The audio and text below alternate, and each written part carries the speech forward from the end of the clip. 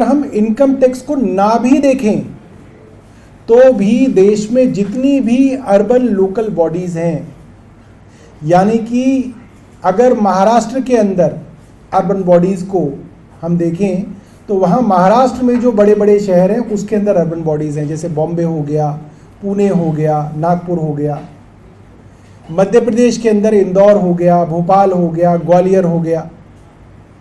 अलग अलग राज्यों के अंदर अर्बन बॉडीज हैं और उन अर्बन बॉडीज के अंदर कितने लोग रहते हैं, कितनी पॉपुलेशन है, उसके हिसाब से central government urban local bodies को ग्रांट देती है।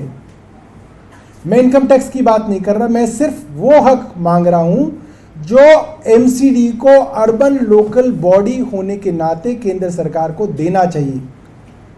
आपको याद होगा पिछले साल जब ऑर्डिनेंस केंद्र सरकार लाई और सुप्रीम कोर्ट की जजमेंट को पलटते हुए केंद्र सरकार कानून लाई तो इतनी बड़ी बड़ी बातें दिल्ली के बारे में लिखी कि साहब दिल्ली देश की राजधानी है, दिल्ली सिर्फ दिल्ली वालों की नहीं है, दिल्ली पूरे देश की है, दिल्ली पे केंद्र सरकार का भी पूरा हक है, दिल्ली के अंदर अगर कुछ होता है तो उससे पूरी अंतर्राष्ट्रीय कम्युनिटी के ऊपर इफेक्ट होता है, दिल्ली की छोटी न्यूज़ भी जो है इंटरनेशनल न्यूज़ बनती है।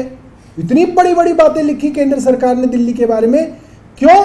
कि दिल्ली के अंदर किस तरह से टांग फंसा दी जाए।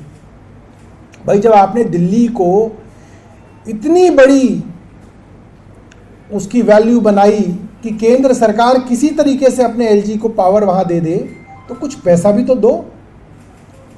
सिर्फ बातों से काम तो नहीं चलता, बल्कि आपको तो दिल्ली को और स्पेशल ट्रीटमेंट देना चाहिए।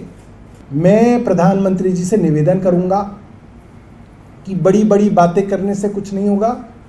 आप कृपया करके दिल्ली की एमसीडी को ये ग्रांट दें ताकि दिल्ली के अंदर जो एमसीडी को इंफ्रास्ट्रक्चर डेवलपमेंट करना है, खास तौर पे सड़कें और ड्रेन्स का इंफ्रास्ट्रक्चर जो हमें डेवलप करना है, जिसके बारे में काफ़ी चर्चा हो रही है, तो हो ऐसा कि केंद्र सरकार ये पैसा जो है दिल्ली को दे। मैं भी निर्मला सीतारमण जी को एक पत्र लिखूंगा और मैं उनसे ये दरख्वास्त करूंगा कि ये पैसा जो है दिल्ली की एमसीडी को देने का वो कष्ट करें।